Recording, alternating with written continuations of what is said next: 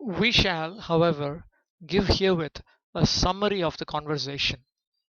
Sri Ramananda Rai was a self realized soul, although outwardly he belonged to a caste lower than the Brahmana in social status.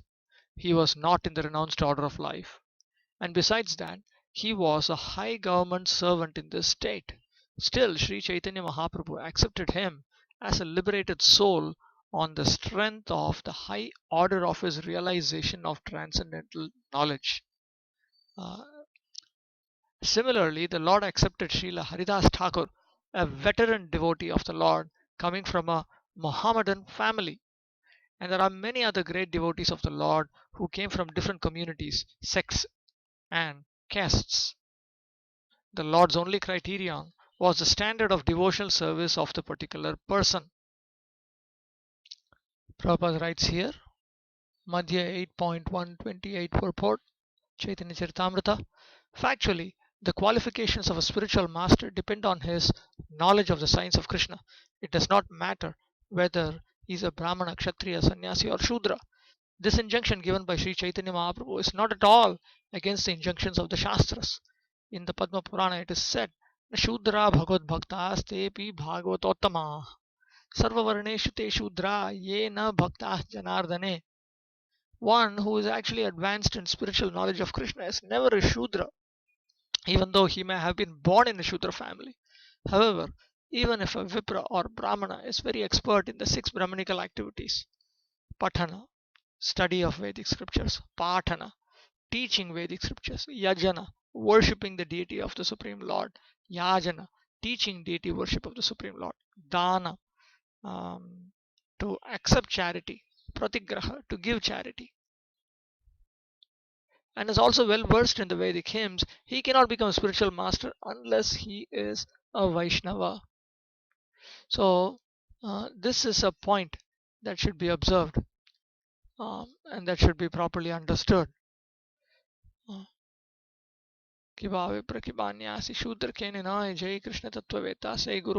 It is not by birth.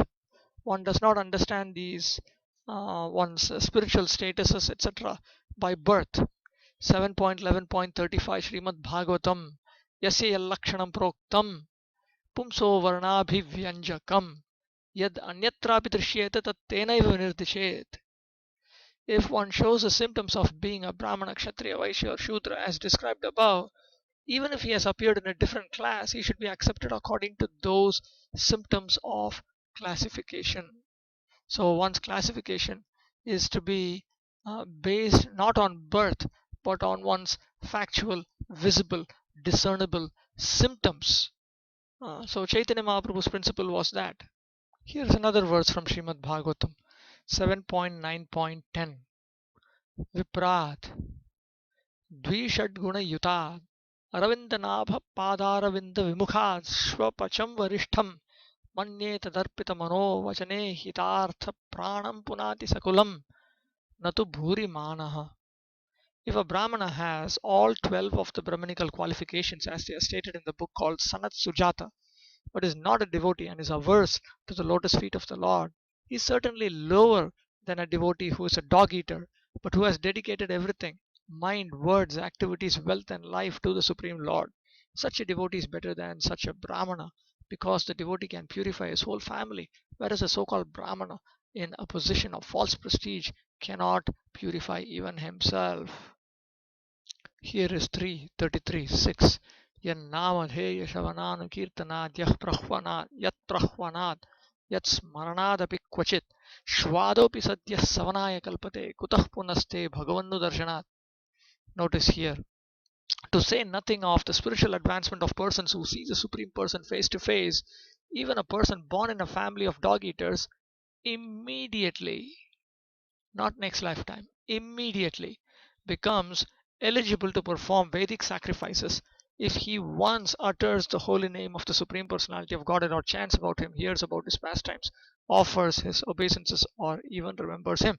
Now, we should keep in mind this refers to offenselessly doing these activities, but nevertheless, this is a very important concept that immediately within that very lifetime one becomes qualified to engage in these Vedic sacrifices, which means he becomes a qualified Brahmana. This is not a strange concept because Lord Krishna explains in Bhagavad Gita, chapter 14, text 26, Mam cha yo vyabhicharena bhakti yogena sevate sa gunan samatityaitan brahmabhuyaya kalpate. One who engages in full devotional service, unfailing in all circumstances, at once transcends the modes of material nature and thus comes to the level of Brahman. See, here also Bhagavan is saying, at once transcends. He is having transcended. He becomes fully competent to be elevated to the Brahman platform. He attains the Brahmabhuta platform. He comes to the Brahman platform.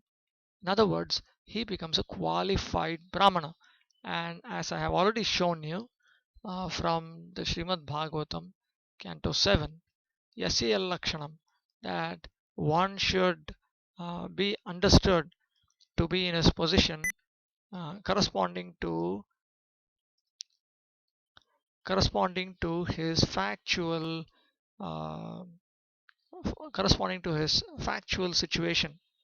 Uh, if one shows the symptoms of being a Brahmana, Kshatriya, Vaishya, or Shudra as described above, even if he has appeared in a different class, he should be accepted according to those symptoms of classification. This is 7.11.35, chapter 11 of Canto 7. Describes the various symptoms of Brahmana, Kshatriya, Vaishya, Shudra. So even if one is born in a Shudra family but has symptoms of a Brahmana, he should be accepted as a Brahmana.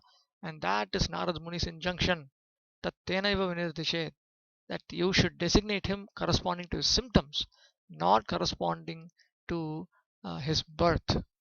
Even in the Gita, we hear that Chaturvarnyam Maya Srishtam Gunakarma Vibhagashaha, that one should understand the varnas as they have been divided in terms of guna and karma according to the three modes of material nature and the work associated with them. The four divisions of human society are created by me. This is Krishna's statement, chapter 4, text 13 of Bhagavad Gita. See, according to the three modes of material nature and the work associated with them, the four divisions of human society are created by me. Krishna does not say the four divisions of human society are on the basis of birth alone. It doesn't say that. Certainly, birth happens to be one of the most profound influential factors for uh, how one thinks throughout one's life. That is a fact. That is not denied. However, if one engages in offenseless chanting of Krishna's names, then one can certainly become a qualified Brahmana in that very lifetime. And that cannot be denied too. The Lord's only criterion was the standard of devotional service of the particular person. He was not concerned with the outward dress of a man. He was concerned only with the inner soul and its activities. Therefore, all the missionary activities of the Lord are to be understood to be on the spiritual plane, and as such, the cult of Sri Chaitanya Mahaprabhu or the cult of Bhagavata Dharma has nothing to do with mundane affairs, sociology, politics, economic development, or any such sphere of life. Srimad Bhagavatam is the purely transcendental urge of the soul. So, the activities which have been propounded in the Srimad Bhagavatam pertain to the spirit soul's innermost spiritual urges. Um, so, Bhagavatam is talking about the purely liberated duties of a soul in his original constitutional position. Dharma projita kaitavotro paramo nirmatsaranam satam vedyam. Uh, So, in this Srimad Bhagavatam, only the urge of the soul, the purely spiritual activities of Bhagavata Dharma have been spelt out and pronounced and have been prescribed. And we notice that Sri Chaitanya Mahaprabhu, he was also uh, presenting exactly that because he is the Srimad Bhagavatam in person and in sound. So, therefore, it is not surprising at all that Sri Chaitanya Mahaprabhu does not at all bother about the external condition of the pure devotees. Um, So Sri Chaitanya Mahaprabhu's teachings have nothing to do with mundane affairs. He's not trying to materially elevate us. He doesn't teach sociology, politics, economic development, etc. He's purely interested in teaching that which is going to fulfill the need of the soul.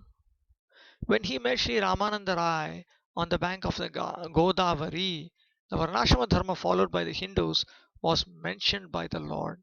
Srila Ramananda Rai said that by following the principles of Varnashrama Dharma, the system of four castes and four orders of human life, everyone could realize transcendence. In the opinion of the Lord, the system of Varnashrama Dharma is superficial only, and it has very little to do with the highest realization of the Lord. Ehobahya. This is superficial. Varnashrama Dharma is a superficial activity. Uh, Srila Prabhupada has discussed this. The Varnashrama system is for convenience sake in the material world. It has nothing to do with spiritual life. Acceptance of Varnashrama means a little easy progress to spiritual life. Otherwise, it has no importance to us. Always remember that Varnashrama life is a good program for material life and it helps one in spiritual life. But spiritual life is not dependent upon it. Now, this is quite important. If you think about it very carefully, we understand that there are there is dharma and there is adharma. Adharma refers to sinful activities, whereas dharma refers to activities which are taught in the Vedas. Um, Now, there is inferior dharma, which is also called Varnashrama dharma, and there is superior dharma, which is also called Bhagavata dharma. In other words, Bhagavata dharma is spiritual dharma, Varnashrama dharma is material dharma, and then you have Adharma, which is material adharma actually. In Varnashrama dharma, as we had just now noticed um, in this statement, that Varnashrama life is a good program for material life. It helps one in spiritual life, but spiritual life is not dependent upon it. Uh, from that, we understand that Varnashrama dharma is good for material life. Material life means eating, sleeping, mating, defending, to give us bare minimal sense gratification. So it's good for material life. It helps spiritual progress, but for spiritual progress, one does not need to carry out Varnashrama dharma. Adharma, on the other hand, is bad for material life. When you disobey Vedic literatures and engage in sinful activities, when you break the four regulative principles, you're simply creating unnecessary misery for yourself. And adharma obstructs spiritual progress. It does not help spiritual progress, it obstructs spiritual progress. You cannot progress from Shraddha to Prema if you are also engaging in adharma. Adharma has to be given up. As Bhaktisiddhanta Saraswati Thakur explained, Anyabhilashita Shunyam. One has to give it up. There's no other way. Anyabhilashita, by that he meant adharma. One has to bring it to the point of zero. There's no other way. But when it comes to dharma, jnana karma dhyanavritam, devotional service, uh, you can execute your dharma as long as it doesn't take over your spiritual life. So it helps spiritual progress. It does not oppose spiritual progress like adharma. Adharma. Now, for spiritual progress, you do not need to engage in adharma. For spiritual progress, we do not need to engage in varnashrama dharma too. You could say that, which is true.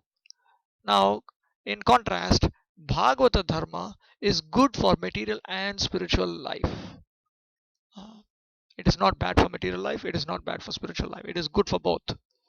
Um, Everything material that you can think of, you can get simply by engaging in Krishna's service. That directly gives you everything. It causes spiritual progress. It doesn't just help spiritual progress, it causes spiritual progress. And for spiritual progress, one needs to carry out Bhagavata Dharma. Varnashrama dharma activities are optionally helpful for spiritual progress, but Bhagavata dharma is compulsorily required for spiritual progress.